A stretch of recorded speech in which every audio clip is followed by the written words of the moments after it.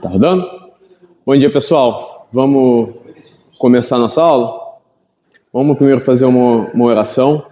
Hoje a gente tem bastante assunto para falar, então eu vou já começar a tentar ser o mais breve possível, porque eu prometi para o Mag que eu entregaria para ele falar do segundo tema até as 9h30.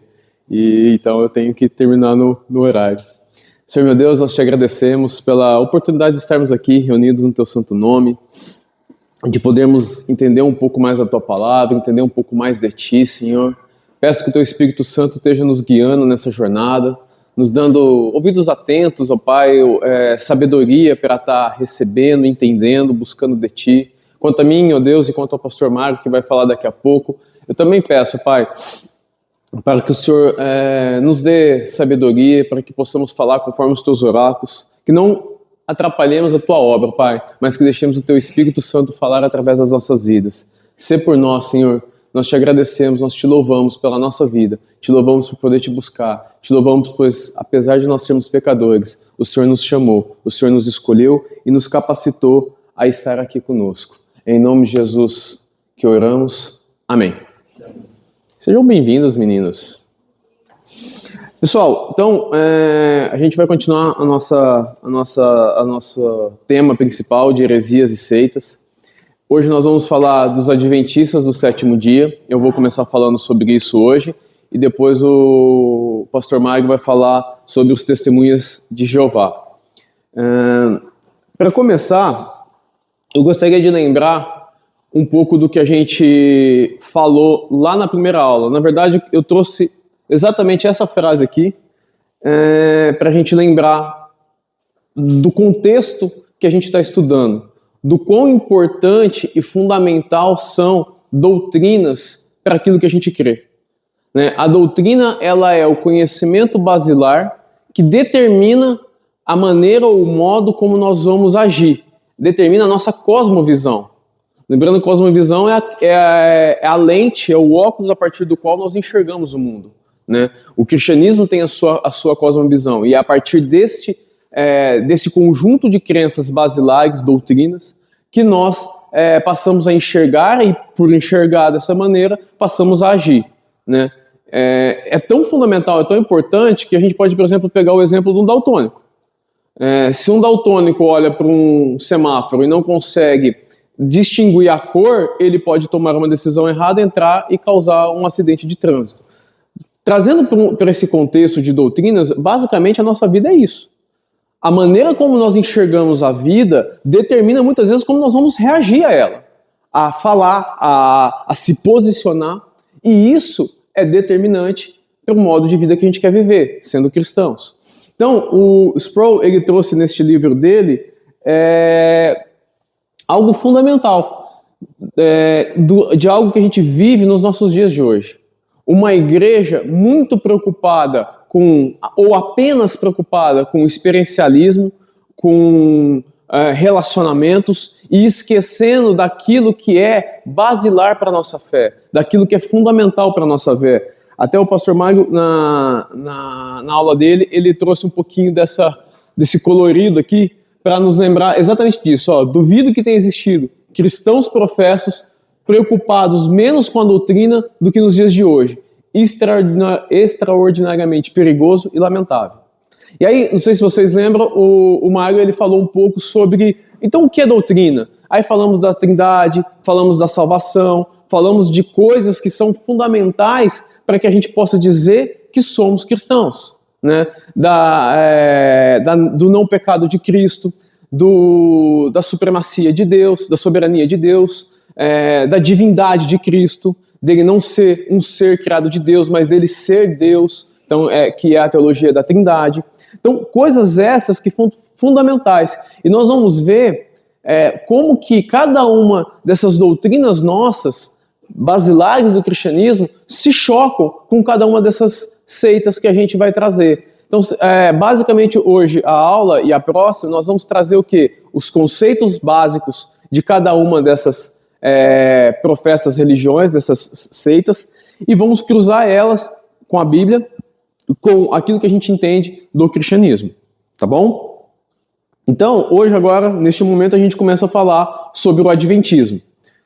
Primeiro ponto, vamos trazer aqui um pouco nessa introdução os pontos que a gente tem em acordo doutrinário. Então, o que o Adventista do sétimo dia prega, que é basicamente igual àquilo que nós pregamos.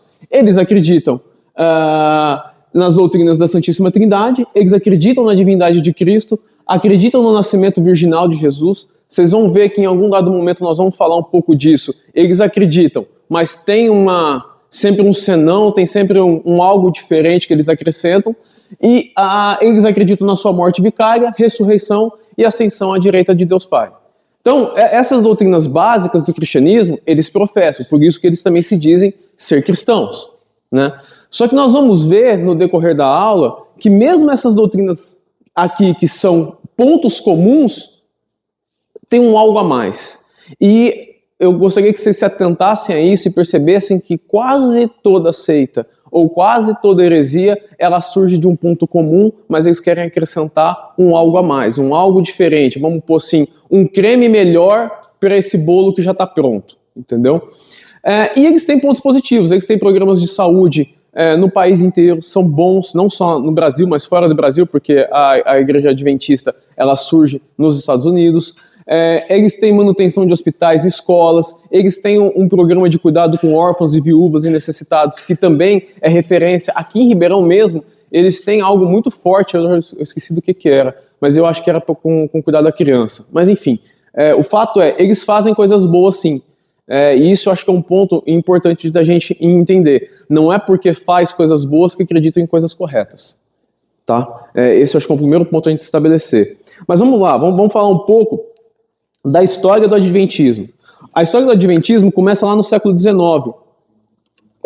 nos Estados Unidos, quando um pastor batista faz uma interpretação sobre um texto de Daniel 8,14, que fala ali dos 2.300 tardes e manhãs, que viria uma assolação, o templo seria profanado. E com base nessa interpretação, esse pastor batista, William Miller, ele faz um cálculo e ele chega a uma conclusão que Jesus voltaria depois desses 2.300 dias, tardes e noites, a partir do ano 457 a.C., que é a data que Israel retorna à Terra Prometida. E o primeiro cálculo que ele faz é em 21 de março de 1843. E ele passa a propagar isso em várias igrejas que foram dando oportunidade para ele, igrejas batistas, igrejas presbiterianas, e ele vai indo de igreja em igreja falando, olha, Jesus vai voltar em 21 de março de 1843. Salvo engano, chegou nessa conclusão em 1818, 1820, algo em torno aí de 20 e poucos anos antes da data que seria a então volta de Cristo. E o grupo cresce muito rápido. Ele sai de um grupo ali de algo em torno de 50 pessoas para mais de 200 mil pessoas nos Estados Unidos. Né? E pessoas essas que acreditaram fielmente nele, que venderam bens, venderam patrimônio, doaram aos pobres ou fizeram alguma outra coisa para se preparar para a vinda de Cristo. Pois bem, chegando em março de 1843, o que aconteceu? Jesus não voltou. E aí ele volta para os cálculos, refaz os cálculos, olha, e ele chega à conclusão que ele errou por um ano. Não era 21 de março de 1843, era 21 de março de 1844. E aí, mesma coisa, preparação, mais gente chegando, pessoas doando bens, etc. Chega 21 de março de 1844, Jesus não volta. Ele faz um terceiro cálculo, e ele chega à conclusão que o ano está certo, mas que na verdade ele errou a data, não era 21 de março, era 22 de outubro. E quando chega em 22 de outubro, para espanto de 0 pessoas, Jesus não voltou. E então, ele sendo um pastor batista, que por incrível que pareça, sério, ele percebe que ele confessa o erro dele, fala que a interpretação dele foi totalmente errada, que não tinha nada a ver esse negócio da volta de Cristo, pede perdão, nunca mais volta nesse assunto e vamos dizer assim, volta para uma doutrina normal. Só que ele tinha seguidores. E muitas vezes os seguidores são piores do que o próprio mestre, né? É aquela velha história que o discípulo supera o mestre.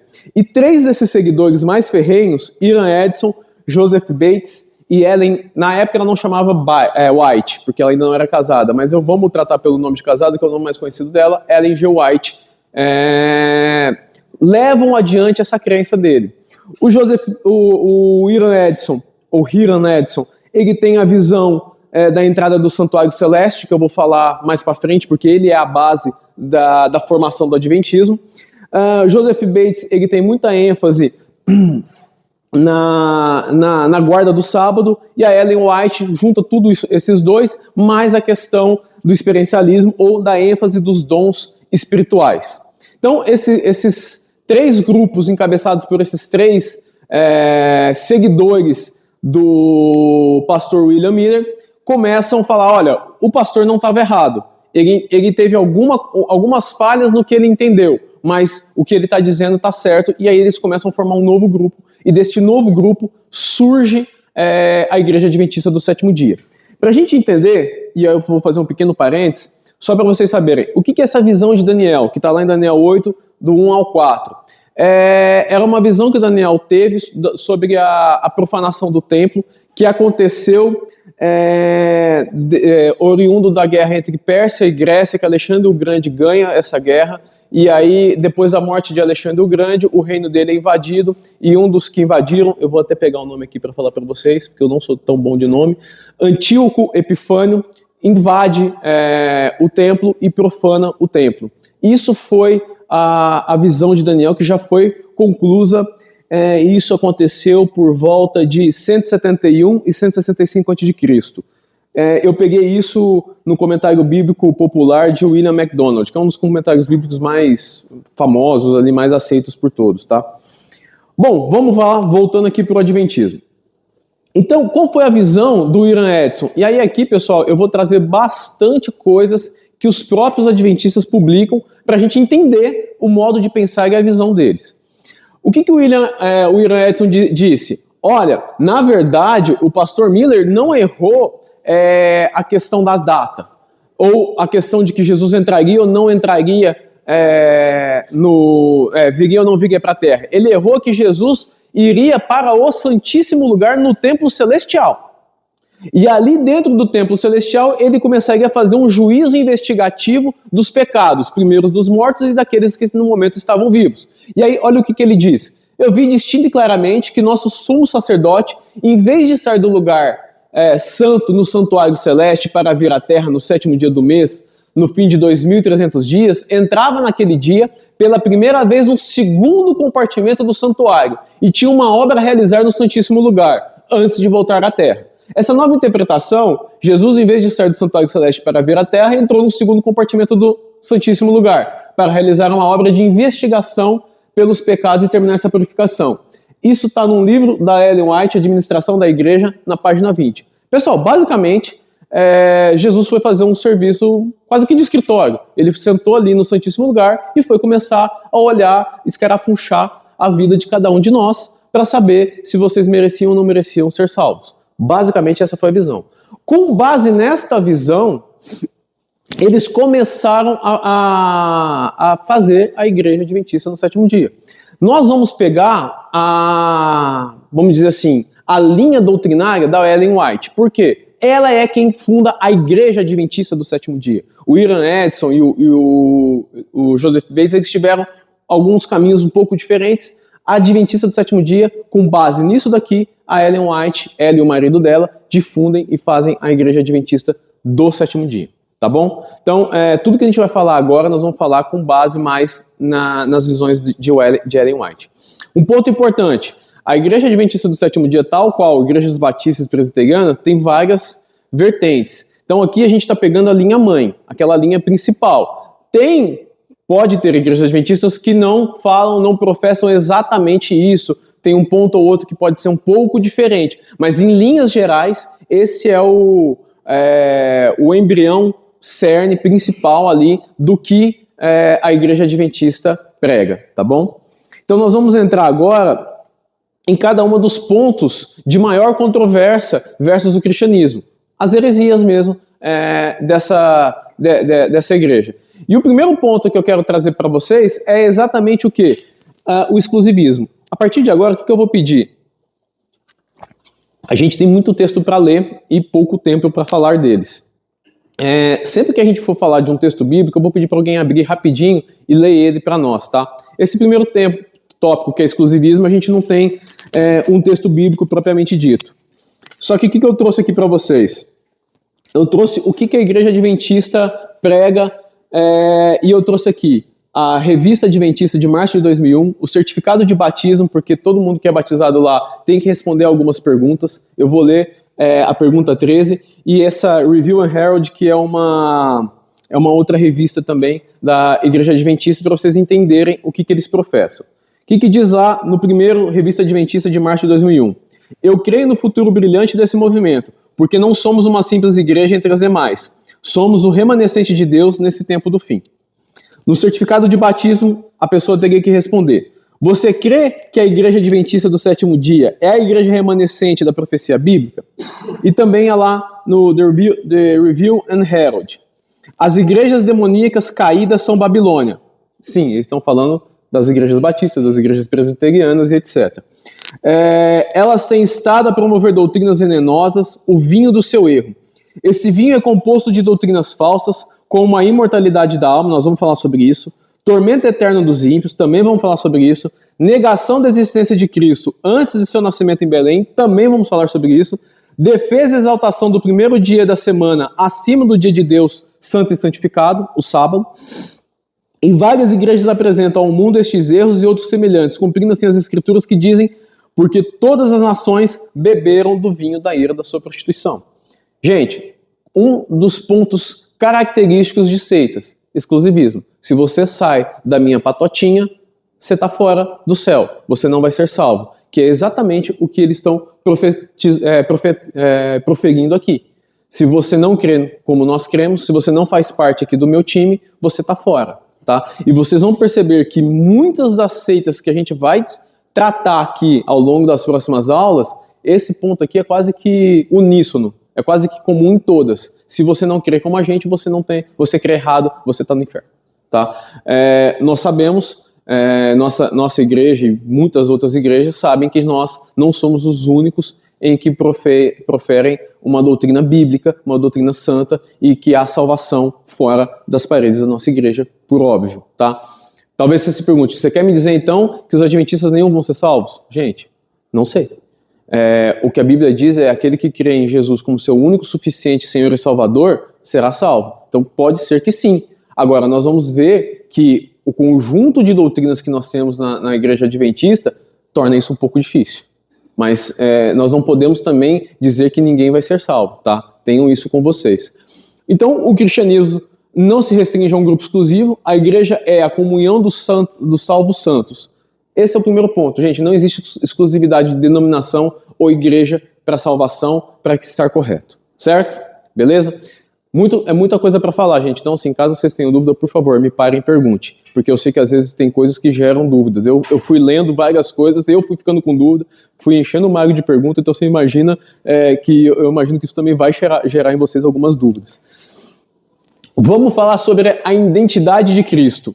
E aqui nós vamos ter 2 pontos falando sobre Cristo. Tá? Na maioria dos estudos que eu peguei, fala esse ponto e o próximo como um único. Eu dividi para ficar um pouco mais fácil de entender. O primeiro ponto é a identidade de Cristo. Então, dentro desse livro aí, Os Patriarcas, o que a Ellen White traz?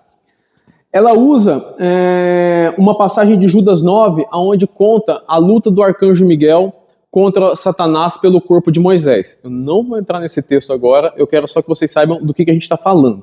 E o que ela fala na sua obra Early Rights, Os Primeiros Escritos, de 1882? Moisés passou pela morte, mas Miguel veio e deu-lhe vida antes que seu corpo visse a corrupção.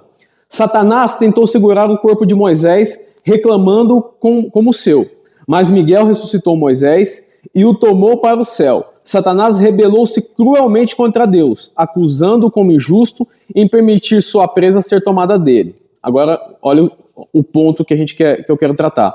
Mas Cristo não repreendeu ao seu adversário. Ele humildemente o submeteu ao Pai, dizendo: o Senhor te repreenda. Veja, o que ela está dizendo aqui? Que o arcanjo Miguel, o anjo Miguel, era Jesus. né? Se você pegar lá em Judas, quem repreende Satanás, na verdade, quem entrega Satanás a Deus é o arcanjo Miguel, e não Jesus. Para os adventistas, eles acreditam que Jesus, antes de ter encarnado através do nascimento virginal de Maria, ele já existia em forma corpórea através dos anjos. Miguel, ele era Miguel. Entenda que aqui, e quando você vai ouvir ou ler sobre a doutrina deles, eles têm uma nuance muito tênue, porque ele fala assim, vocês não acreditam que Jesus existia antes de nascer de Maria. Não, nós acreditamos sim, só que ele é Deus. Ele não existia em forma corpórea terrena. E esse é o ponto, que eles pregam que Jesus era o anjo Miguel, que ele existia em forma corpórea. Né? E se vocês pegarem isso, se vocês vão ver em outras seitas, até o Mago vai trazer isso se repete com outras maneiras, com outras vertentes, mas isso se repete. E que, na verdade, Jesus ele é a segunda pessoa da Trindade. Ele é Deus encarnado e não um ser criado. Aí, se alguém quiser ler lá Colossenses 1,18 e Hebreus 1,6, por favor. Ele é a cabeça do corpo, que é a igreja. É o príncipe primogênito dentre os mortos, para que ele tenha a supremacia. Esse você leu 1,18? Alguém pode ler 1,6? E outra vez, quando introduz ao mundo o primogênito, diz: e todos os anjos de Deus que o adorem. Ou seja, o próprio Deus manda os anjos adorarem. Como que Jesus vai adorar? Enfim, percebe que não tem muito sentido essa doutrina. Não tem como o primogênito de Deus, o ser Deus, ter existido em forma corpórea antes dele ter encarnado. Esse é o ponto principal para nós, tá bom? Deixa eu ver se eu pulei alguma coisa. Não. A próxima doutrina sobre a natureza de Cristo, ele vai falar sobre uma possível natureza pecaminosa de Cristo. E olha o que ele fala lá na obra Estudos Bíblicos, na página 140 e 141. Na sua humanidade, Cristo participou de nossa pecaminosa natureza caída. Se assim não fosse, ele não teria sido feito como seus irmãos. A ideia de que Cristo foi nascido de uma mãe imaculada e sem pecado remove Jesus do mundo caído. Por que ele está falando isso? Essa parte da mãe imaculada. Ele está atacando o catolicismo, que fala que Maria era sem pecado. Mas não é aquilo que a gente acredita. Mas só para vocês entenderem. E isso a gente acaba concordando com eles que Maria não era imaculada. Mas ele continua. Em seu lado humano, Cristo herdou exatamente o que todo filho de Adão herda, uma natureza pecaminosa caída com tudo. Bom, aqui é onde a gente discorda severamente deles. Certamente esse não é o Jesus da Bíblia. Jesus era divino. Jesus era sem pecado em sua natureza, sendo perfeito e sem mácula. Abre lá alguém em 1 Pedro 1,19. Mas pelo precioso sangue de Cristo, como de um cordeiro sem defeito e sem mácula. Sem mácula e irrepreensível. Abre lá em 2 Coríntios 5,21. Aquele que não conheceu o pecado, Deus o fez pecado por nós, para que nele fôssemos feitos justiça de Deus. Bom, não conheceu o pecado. Como que ele teria uma natureza pecaminosa? Até porque, se você for pensar logicamente, se Jesus tivesse pecado e ele morreria pelo pecado dele, e não pelo pecado da humanidade. Esse é um ponto fundamental, gente. Se a gente passar a aceitar que Jesus tinha uma natureza pecaminosa, então quando ele morreu pelo seu próprio pecado, e não morreu pelo pecado da humanidade. Olha como que isso estragaria, vamos pôr assim, todo o conceito do plano de salvação de Deus. Então aqui ele atinge frontalmente uma doutrina basilar da fé cristã. O Jesus, o Deus encarnado, sem pecado, que morreu pelo pecado do seu povo. Tudo bem? Até aí todo mundo está me acompanhando? Estou indo muito rápido? Tá tranquilo? Vocês sabem, né? Eu estou indo rápido porque eu quero entregar para o Mário, porque se ele atrasar, a culpa é dele, não é minha, tá? Tá claro para todo mundo isso, né? A próxima doutrina, bem polêmica deles, a próxima heresia, nós vamos falar sobre Opa, peraí, acho que eu pulei, né? Desculpa, eu não falei da fonte de autoridade, me perdoa. Apesar deles dizerem que a Bíblia é fonte de autoridade, E lembra que eu falei para vocês? Todas as doutrinas, às vezes, pega a doutrina correta e faz um acréscimo. Pega o bolo pronto e quer colocar uma caldinha a mais para ver se ele fica melhor. Então, o que ele fala sobre a fonte de autoridade?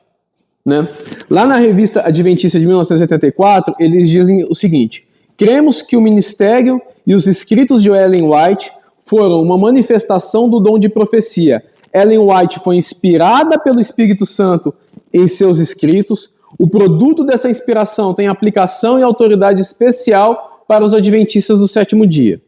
Nós negamos que a qualidade ou grau de inspiração dos escritos de Ellen White sejam diferentes dos encontrados nas escrituras sagradas. Bom, em outras palavras, eles estão dizendo que aquilo que Ellen White escreveu, que Paulo, Jeremias, Isaías escreveram, tem a mesma inspiração, tem o mesmo poder.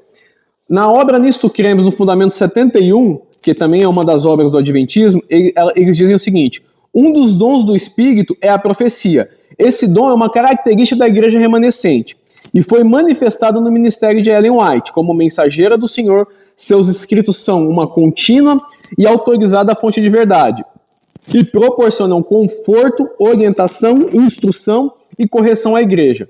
Eles também tornam claro que a Bíblia é a norma pela qual deve ser provado todo o ensino e experiência. Percebe que eles ainda tentam colocar um quesinho de piedade ali no final? Não, ela vem corroborar aquilo que a Bíblia fala. Mas desde quando a Bíblia precisa que alguém corrobore aquilo que ela fala? É esse ponto que a gente tem que estar atento. Um ex-adventista, acho que eu nem coloquei aqui, não mesmo, o Baldo Torres, ele conta que numa assembleia da Igreja Adventista em 1980, foi aprovada uma resolução onde se diz que Ellen White é inspirada no mesmo sentido e que os são profetas da Bíblia e que, como mensageira do Senhor, seus escritos são uma continuação e fonte de autoridade de verdade. Gente, princípio básico do cristianismo, só a Escritura. A Bíblia é a revelação final de Deus, completa no Novo Testamento. Não há nada que se acrescentar. Alguém já abriu lá em Hebreus 1? João, deixa eu perguntar uma coisa rapidinho. Essa questão do escrito de Ellen White, eles acrescentam na Bíblia ou eles usam essa? Não, eles usam a mesma Bíblia que a gente, eles têm livros. São livros basilares da doutrina. O principal livro deles é O Grande Conflito, que ele é, vamos dizer assim, o livro da onde sai quase todas as doutrinas da Igreja Adventista. E eles têm um que é Fundamentos da Igreja, se não me engano, chama assim. Que também é basilar. Tem um outro que é Nisto Cremos. E tem mais um outro que é... Daqui a pouco eu vou lembrar. O principal é O Grande Conflito, que é o livro da Ellen White. Dele sai todo o resto. Tá? E esse livro, assim, ele tem ele foi publicado em não sei quantos países, tem mais de 1 milhão de impressão. Então, assim, é um livro extremamente difundido. Tá? Hebreus. No passado, por meio dos profetas, Deus falou aos pais muitas vezes e de muitas maneiras. Nesses últimos dias, porém, Ele nos falou pelo Filho, a quem designou herdeiro de todas as coisas e por meio de quem também fez o universo. Gente, Jesus é a revelação final de Deus. Então, o que nós cremos? Que Deus falou através de Jesus. E aí continuou a obra de Jesus, falando através dos apóstolos, que foram as cartas do Novo Testamento, os evangelhos. Acabando ali em Apocalipse, se fechou o cânon. Né? O Mário vai falar um pouco mais disso, eu não vou entrar tanto, mas basicamente nosso princípio é sola escritura, tá? Final, termina ali. Não tem nada que se acrescentar, nem um dedo, nem uma vírgula, nem um ponto à Bíblia.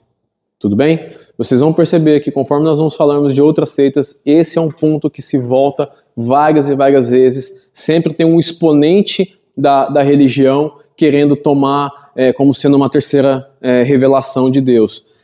No islamismo, Maomé, no kardecismo, o próprio Allan Kardec. Vocês vão ver que sempre tem alguém que está querendo se tornar tão grande, maior ou igual a Jesus. Tá? Próximo ponto, e eu falei de novo, se tiverem dúvida, por favor, parem. Tá? É a salvação.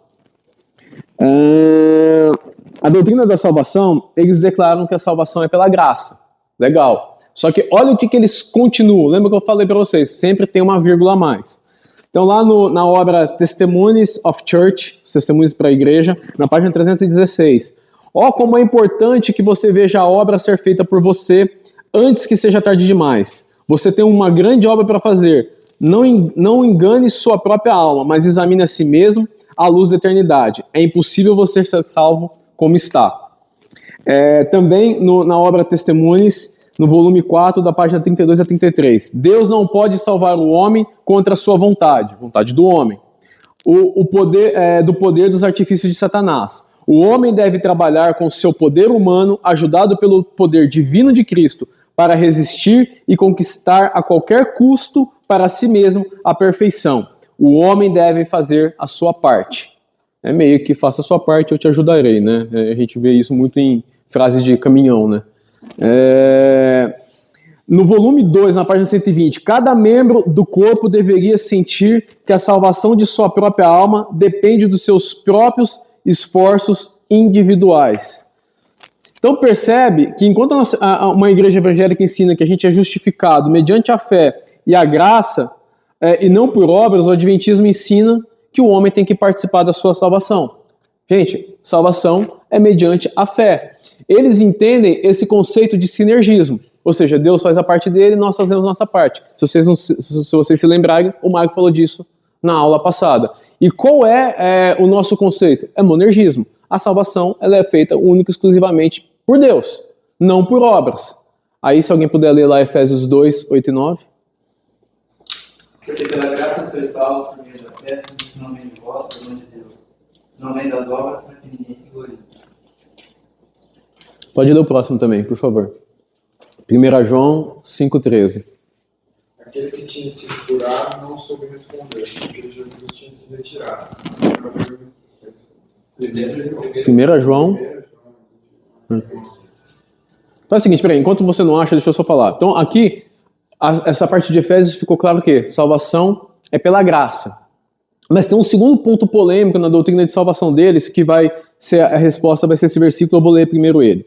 Que ele diz assim, no grande conflito, na página 605, ele diz o seguinte, o sábado, depois a gente vai falar de sábado, tá? Mas eu quero só ler o ponto da salvação. Será pedra de toque da lealdade, pois é um ponto da verdade especialmente controvertido. Quando sobrevier aos homens a prova final, trar-se-á a linha decisória entre os que servem a Deus e os que não servem. E aí, continuando no Christ Object Lessons, ou Lições Objetivas de Cristo. Aqueles que aceitarem o Salvador, embora sinceros em sua conversão, nunca deveriam ser ensinados a dizer ou sentir que eles estão salvos. Isso é enganoso. Perceba que você não pode ter a certeza da salvação. Lê lá, olha o que está falando na Bíblia. Do Filho de Deus, para que saibam que tem vida eterna. Para que saibam que tem a vida eterna. O que João está dizendo aqui? Tenham certeza da salvação. O que a Ellen White diz aqui? Você não pode ter certeza da sua salvação. Porque você tem que fazer a sua parte. Você pode perder a sua salvação. Né? Então, esse é um ponto importante. E aí nós vamos falar mais para frente da guarda do sábado. O sábado, ele é peremptório. Ou você guarda o sábado ou você não vai ser salvo. Então, percebam como que o homem é cheio de deveres para se entregar. O estado da alma e a mortalidade. Eu vou ler rapidinho. Nisto cremos. A morte é um estado inconsciente para todas as pessoas. A alma dos justos dorme até a ressurreição e o juízo final. E esse sono da alma é um estado de silêncio e inatividade e inteira inconsciência. Eles baseiam essa crença em Eclesiastes 9:5, que é aquela que fala que os mortos não sabem de coisa nenhuma. Só que aqui Salomão está dizendo do corpo e não do espírito. E aí se a gente lê lá em Lucas, tem vários aqui, eu vou só me atentar nesse último, Lucas 23:43, que é Jesus falando com o ladrão da cruz. Hoje mesmo você estará comigo no paraíso. Não tem nada dizendo sobre estar dormindo ou estar inconsciente. Se vocês lerem todos esses versículos que estão aqui, fala exatamente disso. Próximo ponto, expiação do pecado. Também no grande conflito, ela traz o seguinte. Espera aí.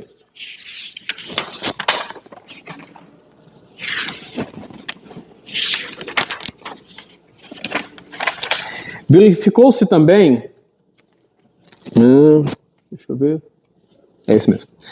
Verificou-se também que, ao passo que a oferta pelo pecado apontava para Cristo como um sacrifício e o sumo sacerdote representava Cristo como mediador, o bode emissário tipificava Satanás, autor do pecado, sobre quem os pecados dos verdadeiros penitentes serão finalmente colocados. Quando Cristo, pelo mérito do seu próprio sangue, remover do santuário celestial os pecados do seu povo, ao encerrar-se o seu ministério, ele colocará esses pecados sobre Satanás, que na execução do juízo deverá arcar com a pena final.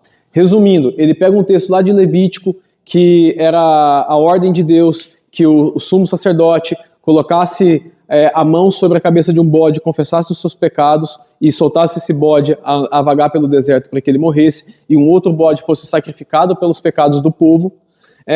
E esses dois bodes nada mais são que a tipificação de Cristo, que pega sobre si os nossos pecados. Eles entendiam que não, que um bode, aquele que morre, é Cristo, e o outro bode que recebe os pecados é Satanás. De um certo modo, Satanás faz parte da obra expiatória de Deus, porque ele recebe sobre si os nossos pecados. E aí é só a gente ler, por exemplo, Isaías 53:6, que fala que ele, Jesus, levou sobre si todos os nossos pecados. Não tem como a gente pensar que Satanás faz parte da obra de expiação de Deus. É totalmente fora daquilo que o cristianismo prega. A gente prega um Deus que nos ama, que morreu por nós. E aqui o Satanás está entrando dentro do conceito do time, para ajudar Deus a terminar a obra. Não tem como. Aí aqui, eu não digo que é a doutrina mais polêmica. Para mim, a doutrina mais polêmica é a do bode, porque é muito louco isso, mas essa daqui é a que todo mundo conhece, que é a guarda do sábado. Basicamente, eles pegam... Eles pegam a doutrina de que eles continuam no Antigo Testamento.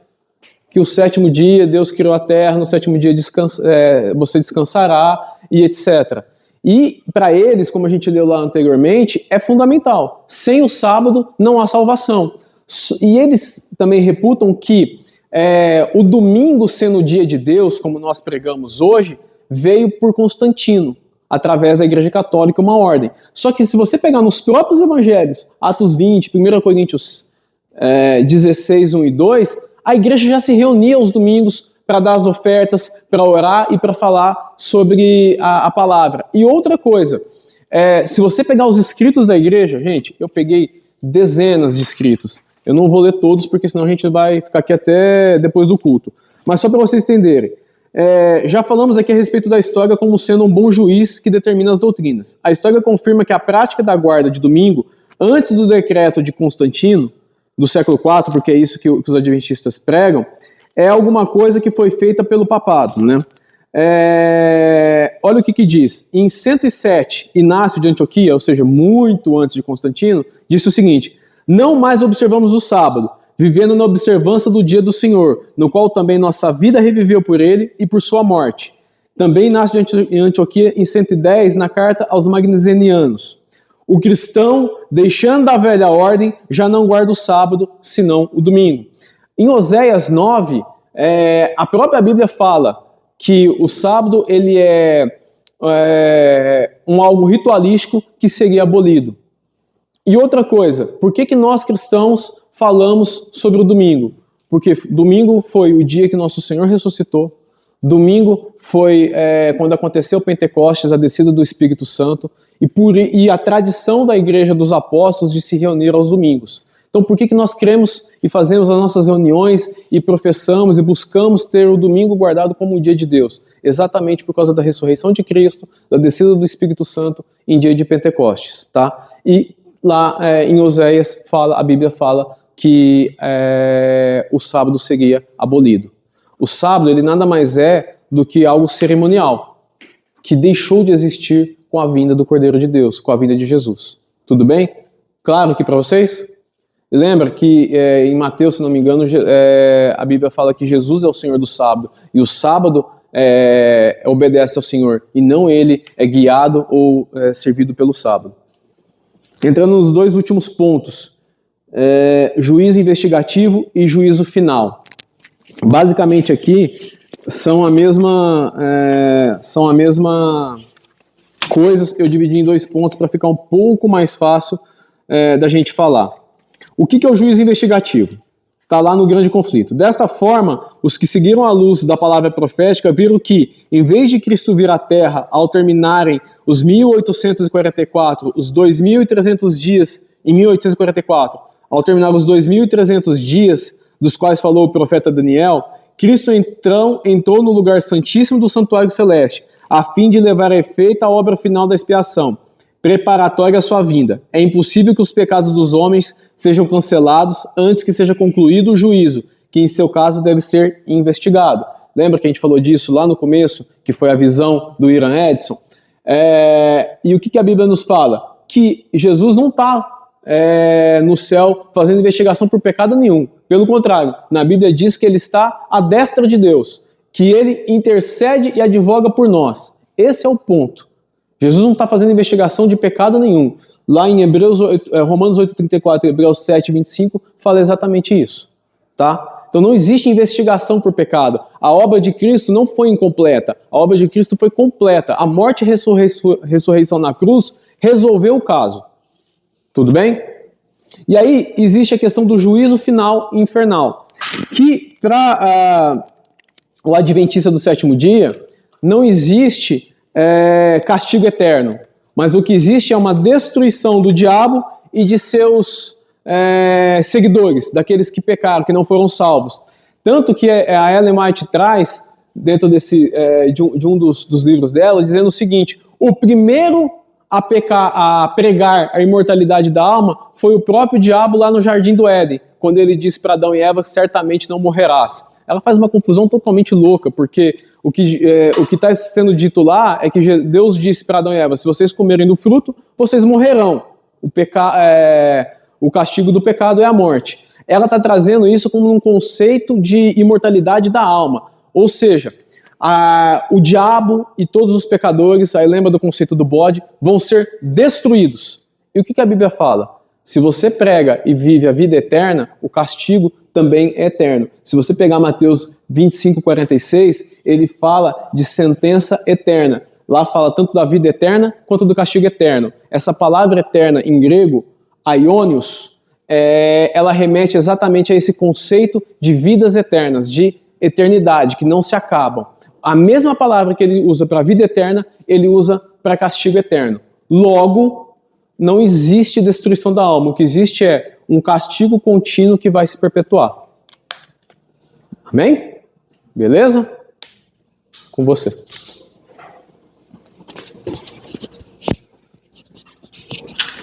Muito bem. Trabalhou certinho dentro do tempo.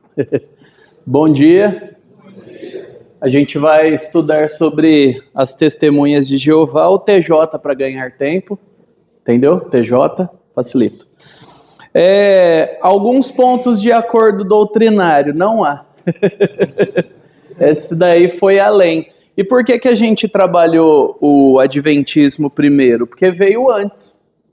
Então, dentro da possibilidade, a gente está trabalhando dentro da cronologia e há algum ponto de contato aí. E os testemunhas de Jeová afirmam, né, defender a autoridade da Bíblia na versão deles. Entendeu? A Bíblia é fiel, mas na nossa tradução. Ou seja, a nossa Bíblia é fiel. E acaba sendo uma falácia, né? Pois eles criaram a versão deles. Então aí é fácil, né? Eu creio na Bíblia. Qual? A minha.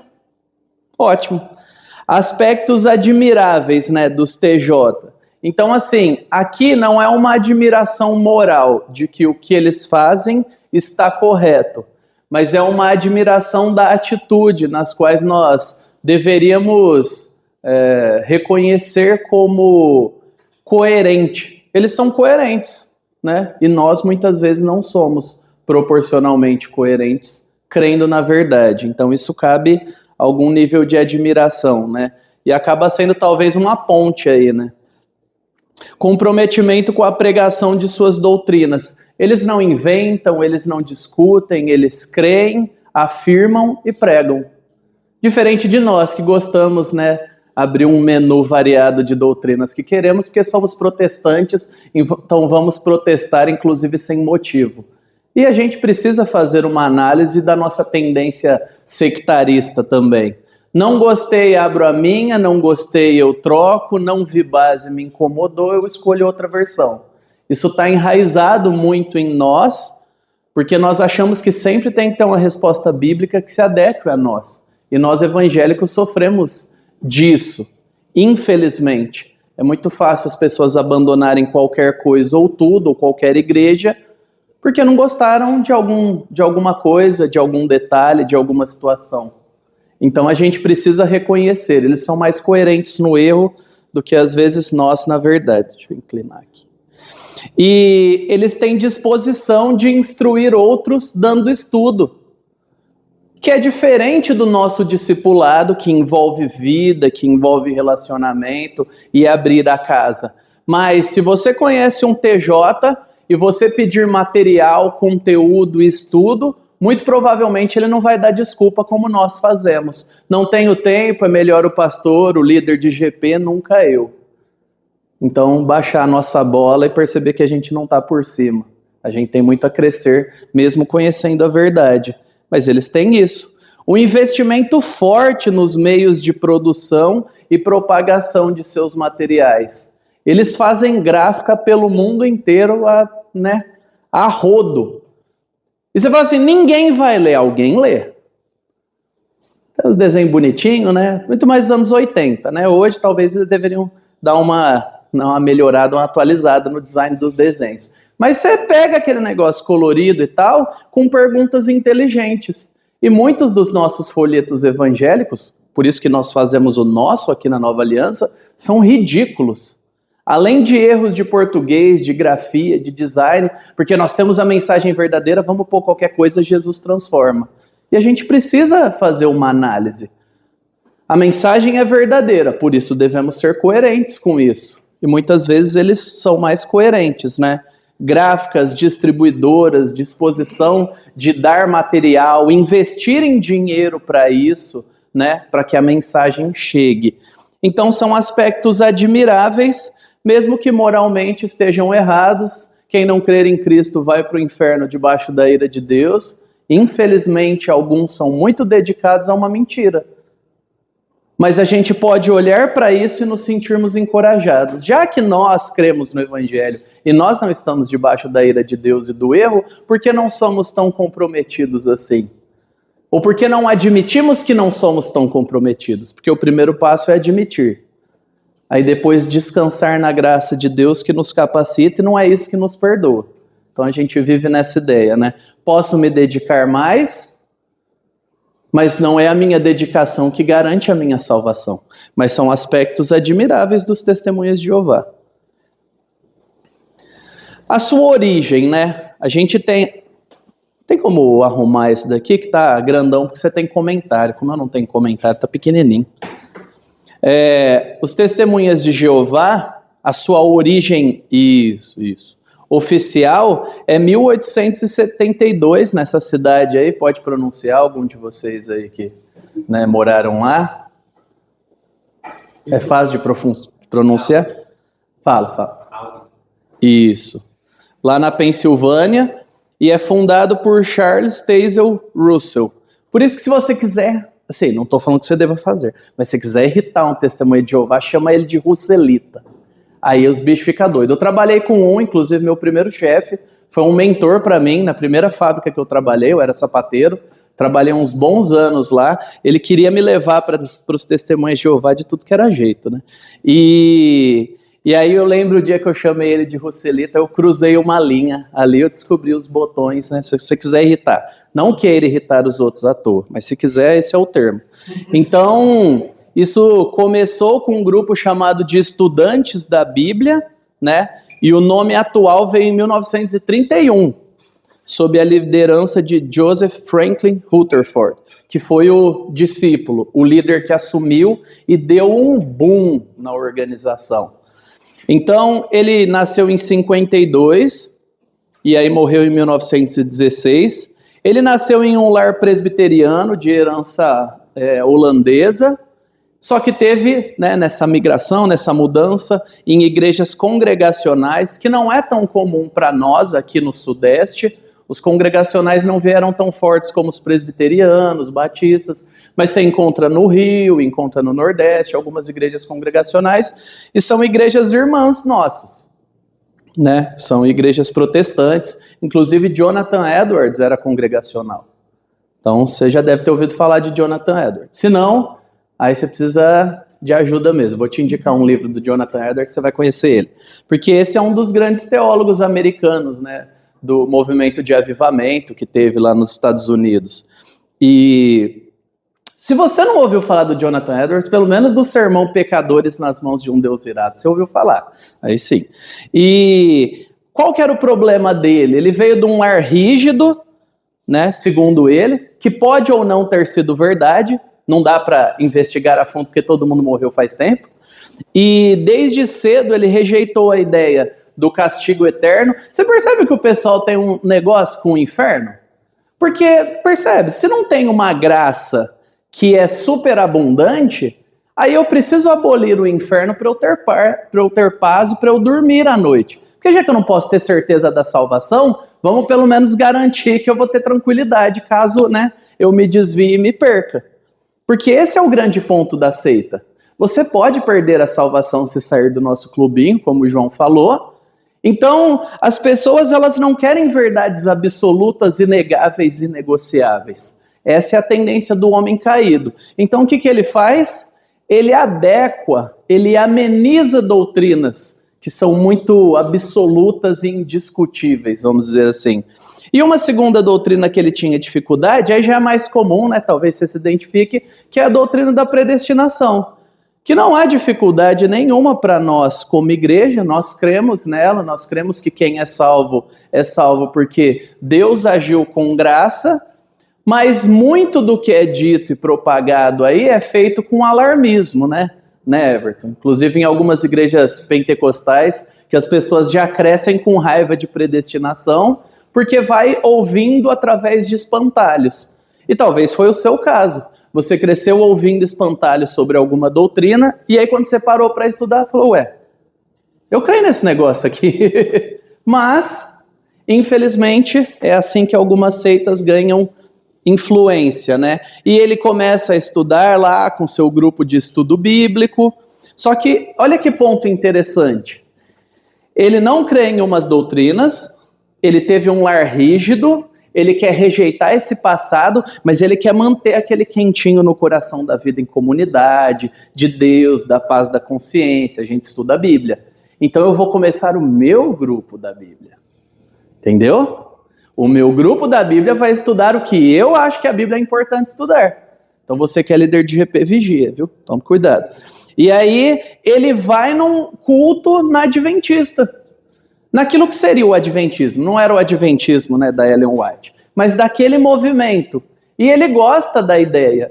Os testemunhas de Jeová, nas suas fontes oficiais, falam que ele não se envolveu longamente com o grupo. Mas nas minhas pesquisas eu não encontrei quanto de influência teve. Só que vocês vão ver que algumas doutrinas são parecidas, né? Enquanto ele estava talvez desenvolvendo o corpus da doutrina ali, eu também não quero saber de predestinação, inferno, pega isso, pega aquilo, muda ali. E aí as pessoas, né, vão construindo as suas crenças. E aí ele começa esse grupo de estudo bíblico, ele vira o pastor deles com 24 anos, ele tinha uma grana, que ele trabalhou junto com seu pai, tinha algumas lojas, ele herda, fala que ele investe essa fortuna nisso. Nesse ponto é muito provável que foi assim mesmo, ele investiu, né? Outro aspecto para se admirar, você investe no que você acredita e ama. Aí você tem o seu Deus e aí você tem a sua fé. Se você não investe em alguma coisa, você não acredita e ama. Investe tempo, dedicação, enfim. E ele investe a fortuna dele e ele faz isso e se mantém dedicado a esse movimento que vai crescendo. Vai crescendo e tal. Nesse tempo, né, nesse ínterim, ele se tornou redator assistente de uma revista. E é aí onde vem a raiz das publicações e da crença que revista é um método que funciona. Porque ele teve essa bagagem. E era uma revista de linha cristã, aí ele discorda lá, dá umas tretas com as coisas que ele postou lá, né, que ele publicou, e aí ele rompe, mas mantém a ideia. O jeito de nós propagarmos os nossos ensinos é via revista. Um livro é complexo, mas uma revista é mais fácil de fazer e circular. E dissemina mais rápido. Então, nós temos alguns relatos, e aqui, pega minha água, por favor. E aqui a ideia não é falar assim, ele crê errado porque ele vive errado.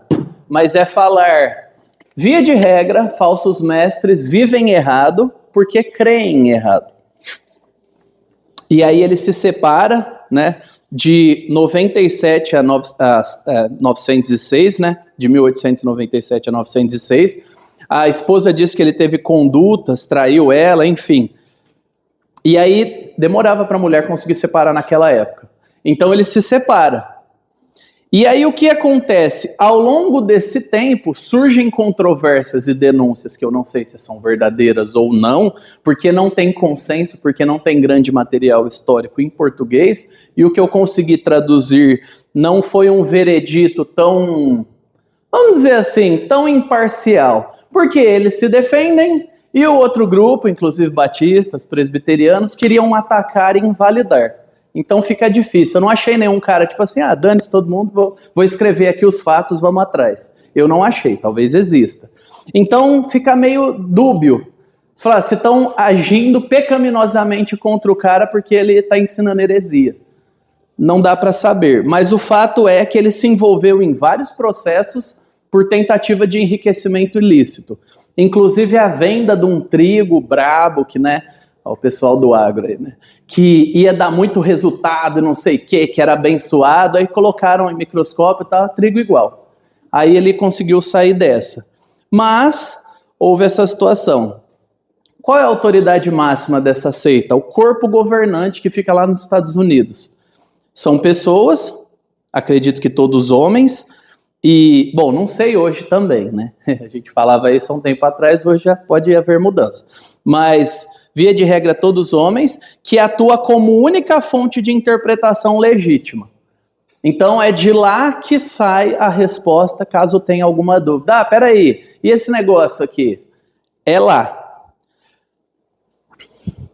Algumas doutrinas, né? Vocês vão perceber a importância de a primeira aula ter sido sobre heresia, e nós temos investido bastante tempo sobre as heresias que surgiram lá no começo da igreja. Porque eu falei que qualquer coisa é remix. Muda a batida, mas o erro é o mesmo. Então, um dos pontos fundamentais, eu só vou trazer 5. É porque como não tem ponto de contato, você pode conhecer alguém que fez uma síntese. Então é igual conhecer um católico praticante e debater com um padre. Tá bom? A fé do praticante é aquele católico espírita, né? Ou aquele evangetólico ali que não gosta de ouvir um louvor, mas não sei o quê, mas o padre fulano de tal. Então assim, aqui a gente está falando de doutrina, do que eles afirmam crer. Não que todo mundo que você conhecer que diz que é testemunha de Jeová fecha com isso daqui, tá bom? Só para deixar claro. Ponto fundamental, a pessoa de Cristo. Então lá na TNM, né, inclusive eu tenho uma, eu ganhei dessa mesma pessoa. Tradução Novo Mundo, é a Bíblia deles. E o que você me der eu guardo. Eu não ponho na biblioteca da igreja e tal, eu tenho a minha seção lá de heresias, eu deixo lá, não empresto para ninguém, mas eu gosto de dar uma olhada. E aí, de fato, lá diz isso, porque eu abri. Lá em João 1, quando fala, né, sobre o verbo estar com Deus e, né, era Deus, ser Deus, lá eles mudaram a tradução. Era um Deus. E aí esse um Deus significa que é um Deus menor. É a primeira criação de Deus. Da criação é o primeiro, é o superior. E esse conceito nada mais é do que o arianismo que a gente já falou na última aula, né? E aí, olha aí quem que é Jesus. Aí, ó, olha aí, ó. Você bebe de fonte ruim, você inventa heresia ruim igual. E aí, ele defende que Jesus era o arcanjo Miguel. O primeiro ser criado, não Deus Todo-Poderoso encarnado. Que é diferente da posição cristã. E aqui eu não vou falar posição cristã clássica, eu não sei o quê, porque posição cristã é uma, né? E está dentro ou fora. A posição cristã é de que Jesus é o Deus eterno, consubstancial ao Pai, o Criador de todas as coisas. É isso. Uma das pessoas da Trindade, né? E ele aparece no Antigo Testamento, e aqui, né, não está no envolvimento da aula, mas é importante. Você tem em alguns lugares do Antigo Testamento falando assim, o anjo do Senhor, com letras maiúsculas. E ali, e eu faço parte dessa tradição também, interpreta, porque ele recebe adoração, ele fala em nome de Deus, que é o próprio Deus encarnado, aparecendo de uma maneira diferente, né? De uma maneira que as pessoas sabiam. Esse é um anjo, esse é o anjo do Senhor, o enviado do Senhor, que fala em nome de Deus, como sendo Deus. Então aparece para Josué, aparece para Abraão, aparece em alguns locais, né? Juízes aparece lá no capítulo 2, né? Ou final do capítulo 1. E ele recebe adoração, fala como sendo Deus. Então a gente entende aqui que é uma aparição do Cristo pré-encarnado. Então quem que revela Deus? Jesus. É o que o Novo Testamento diz. E ali fala que Deus apareceu. Mas o Novo Testamento fala que Deus é invisível, que ninguém jamais viu a Deus. Ali ele está falando de uma manifestação daquela pessoa da divindade que revela a divindade, que é Jesus. Então ali nós temos o Cristo pré-encarnado. E ele aparece de uma forma diferente. E como que a igreja e a Bíblia diz, né? Nós temos João 1, de 1 a 3, a regra estabelecida segue, viu? Então, abram os textos bíblicos aí, por favor. No princípio era o verbo estava com Deus, e o verbo era Deus. Ele estava no princípio com Deus. Todas as coisas foram feitas por intermédio dele, sem ele nada do que foi feito existiria. Isso. Então, quem criou o universo? O Pai? Como alguns foram ensinados? Não, porque o Pai cria, o Filho salva, o Espírito aplica. É isso? É isso que a Bíblia diz? Não. Deus cria, o Deus Trino cria. Pai, Filho e Espírito Santo criam. Beleza? E aqui está falando da parte do Filho, o Verbo. E ele cria, ele é Deus, ele é coigual com Deus, ele estava lá, ele existia antes da criação, nada existiria sem ele, porque Deus não está partido, né? Então Deus está atuando junto. Só que segundo Pedro 3,18... Antes cresçam na graça e no conhecimento de nosso Senhor e Salvador Jesus Cristo. A ele seja a glória, agora e para sempre. Amém. Amém? Amém. Nosso Senhor aqui, o termo é Kyrios. É o Deus absoluto sobre todos os outros. Não está falando assim, Deus, como às vezes a Bíblia se refere a outras divindades. Está falando o Deus verdadeiro e todo-poderoso. Jesus é esse Senhor que o Antigo Testamento chama de Jeová. Não é a tradução mais precisa, Yahvé seria a tradução mais precisa, mas qual é a exata a gente não sabe.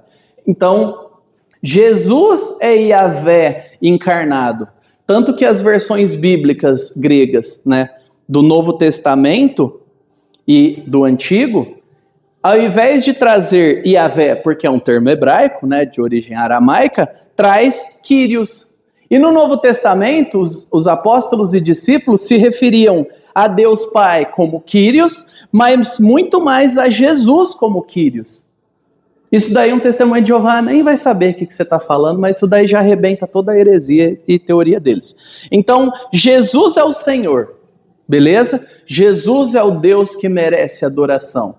Principalmente a gente vê esse momento marcante quando Tomé vê, né, as marcas e ele fala, Senhor meu e Deus meu. Aquilo ali é uma coroação da divindade, do reconhecimento da divindade de Cristo. Então Jesus é o próprio Deus. Um segundo aspecto de heresia que nós já vimos do passado, que eles trazem o remix, é a negação da doutrina da Trindade. Porque se Jesus não é Deus, naturalmente a gente não tem uma Trindade. Mas um dos pontos que eles trazem aqui, que não é novo, é que o Espírito Santo é a força ativa de Deus. Inclusive conversando com esse testemunho de Jeová, que eu convivi, que dava estudo, era envolvido, apesar de não ser um ancião, que seria a equipe pastoral, né, os que ensinam, ele falava, a força ativa de Deus. É tipo a força, gente. Star Wars. Né? Vocês vão esquecer dessa piadinha ruim.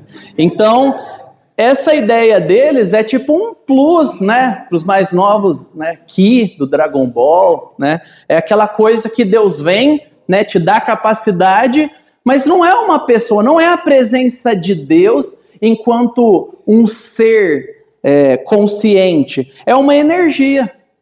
Não é uma pessoa divina, né? É uma capacidade, é uma coisa que você ganha. A estrelinha, né? Do Mario ou do Sonic. Então, quando nós temos claramente a visão da Trindade, cada uma das pessoas apresentando personalidade, né? Vontade, mentalidade, afetividade. Então, Atos 5, 3 e 4 é um dos textos mais fundamentais e claros para isso. Então Pedro disse: Ananias, por que você permitiu que Satanás enchesse seu coração para que você mentisse ao Espírito Santo, retendo parte do valor do campo? Não é verdade que, conservando a propriedade, ela seria sua? E depois de vendida, o dinheiro não estaria em seu poder? Por que você decidiu fazer uma coisa dessas? Você não mentiu para os homens, mas para Deus. Aqui ele não está falando de uma força. Você não mente para uma força. Aqui ele está falando, você mentiu ao Espírito Santo. O Espírito Santo é uma das pessoas da divindade, Deus habitando em nós. E por isso você vai... E está falando de oferta aqui, viu, gente? Ele deu, falou que vendeu por um preço, falou aqui, ó, eu estou dando todo o valor, mas ele reteve parte. Ele não precisava dar 1 centavo. Mas o que ele quis? Ele quis pagar de santão, de piedoso. Porque logo no final do capítulo 5 você tem a história da generosidade de Barnabé, generoso fruto do Espírito Santo. Ali é uma ideia de Deus eliminando a corrupção dentro da igreja, a falsidade, a falsa piedade. E aí o Espírito, então aquele negócio, no Novo Testamento Deus não mata, ele é fofinho e tal, outra heresia. Então você tem aqui, Deus disciplina, mata, inclusive na parte da ceia. Então nós temos também Romanos 8, 26, que fala que o Espírito intercede. É um verbo de que uma pessoa faz, não é uma força. Uma força não intercede, porque isso é algo relacionado à pessoalidade. Você tem o elemento que eu já trouxe da autoridade, então a Bíblia é exata apenas nas versões que a liderança dos TJ traduzem, ou produzem, né? Aqui foi eu falando. Então eles produziram uma versão, pasmem, e não houve lá na primeira vez grandes estudiosos, né, renomados, gente de calibre. Eles não chamaram os melhores, porque os melhores estudiosos da Bíblia não vão crer naquilo que eles divulgam. Então, assim, é um sistema fechado, gente. Eu produzo o que eu creio para validar aquilo que eu creio.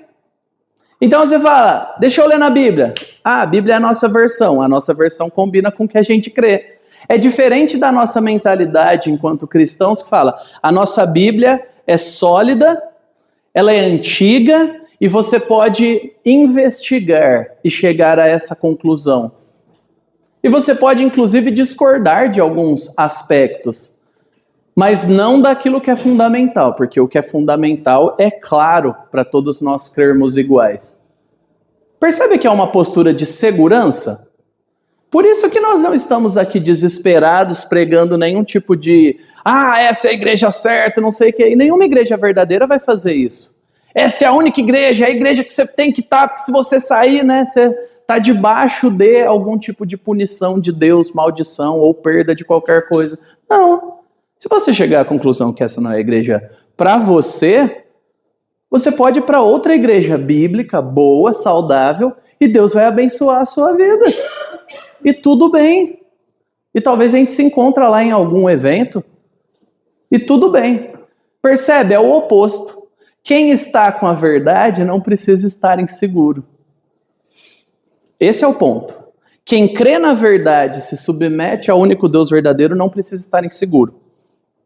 E aí o corpo governante, né, fez essas versões.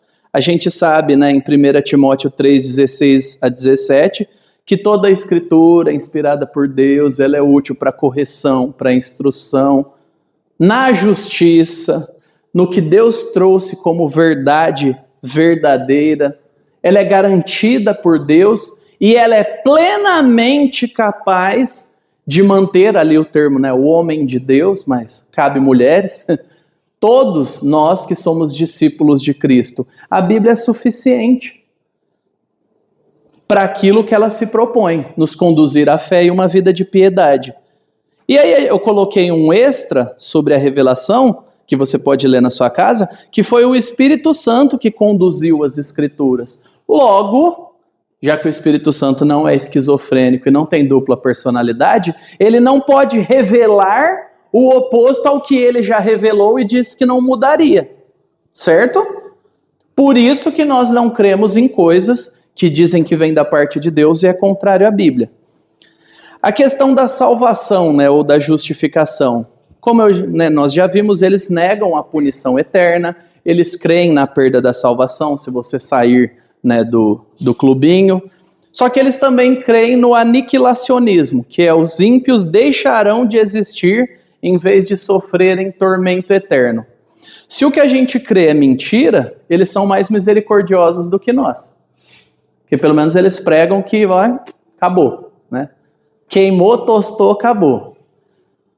Agora, se o que nós cremos é verdade, a minha e a sua fé tem que ser provada por isso, pelo princípio bíblico, não há nada mais amoroso do que pregar a profundidade e a realidade do inferno.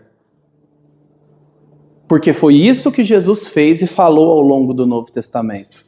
Então não fuja de ensinar as duras verdades da Bíblia. Nós não nos constrangemos com isso. Nós aceitamos, recebemos a revelação, nós a abraçamos e confiamos nela e ensinamos aos outros. Então não se constranja quando chegar nesses assuntos. Peça a Deus fé para crer no que ele ensinou, porque é isso. Nós sabemos que a punição eterna consciente é a condenação dos ímpios, assim como a vida dos justos é eterna. Se você não crê num inferno eterno, você também dificilmente vai crer num céu eterno. Porque se não há a imortalidade da alma, logo é isso. Pague boletos, case, viaje, curta e acabou. Agora nós sabemos, né, assim como o eônios lá que o João falou, né, o adjetivo eterno se aplica a tormento e a uma vida sob tormento durante um tempo eterno. Porque nós temos alguns termos gregos para tempo, né? Então nós temos o termo cronos, que é aquela ideia do relógio, né? Ó, cronologia, né? Inclusive o tempo está passando. Aqui, agora, ali, pá, tá. E nós temos o tempo éon. A minha tradução, a minha opção, né? A minha escola de grego fala um pouco diferente. Alguns vão falar aion, erasmiana essa tradução. A minha é outra, e o meu seminário, né, me direcionou de outra forma. Então é éon. E você consegue estudar, colocar no dicionário, colocar éon. E-O-N. São grandes espaços de tempo. Né? Alguns filmes de ficção científica vão falar há éons atrás. Então esse tempo éon, ele significa um bloco de eternidade, uma completude. Não é um tempo cronológico fatiado, faz isso, isso e aquilo. Então aqui a gente está falando desse tempo. E em Apocalipse, quando fala sobre o lago de fogo que queima, né, que Satanás e a morte, não me peça muitas explicações ainda, que eu ainda estou aprofundando a minha interpretação do que isso significa. Mas que Satanás e a morte vai ser jogada no lago de fogo, o que é essa morte? O que é essa entidade morte? De capuz preto, falando amostradinho. Não é isso das brincadeiras. O capuz, né, o rosto de ossos. Não. Mas de alguma forma, essa entidade que simboliza a morte vai ser eliminada junto com Satanás no lago de fogo e todos os seus seguidores. Ou como eu preguei uma vez aqui, né? Todos aqueles que são linhagem da serpente vão estar onde a serpente vai estar, debaixo da ira de Deus. Então, não creu no inferno? Já fique de olho. E sobre o retorno de Cristo. Outra coisa, né? Você viu? Bebe da mesma fonte. Múltiplas publicações fixando a data do retorno de Cristo. Pessoal que é apocalipsista, não seja apocalipsista. Tá doido para saber a volta de Cristo, não sei o que, tá, só estuda Apocalipse e não entende nada porque não estuda o resto. Porque Apocalipse é um livro baseado no resto, né? Você não lê pelo último capítulo de Harry Potter e descobre quem que é o Hagrid. Você não começa pelo Apocalipse e descobre quem que é Adão e Eva. Então, esse desejo apocalipsista, ele é algo inerente a nós, porém, é algo perigoso, se você se deixar tomar. E todas as seitas têm uma pegada meio de, controlar a volta de Cristo. E aí, isso é um conceito falso, né? Porque se falou que vai acontecer, não aconteceu, no Antigo Testamento é pedrada. Não aconteceu, né? Não deram pedrada neles. Então, essa alegação de receber uma nova luz, de receber uma iluminação que mais ninguém tem, também não é algo novo, gente. Isso daí está batido. E nós sabemos que a vinda de Cristo é imprevisível, não deve ser prevista, não deve ser estimada, estipulada, como, não, vai ser ano que vem. O Trump foi eleito, ele é o anticristo, o Papa é o anticristo, o outro é o anticristo, todo mundo é o anticristo. O que é isso? É um exército de anticristos? Ao invés de focar no Cristo verdadeiro que já temos, muitos de nós ficam vivendo em prol do anticristo. E nem é. Porque se fosse, estava acontecendo o que a Bíblia diz que aconteceria e não está rolando. Porém, como diz 1 João, muitos anticristos têm vindo e desviado o povo de Deus.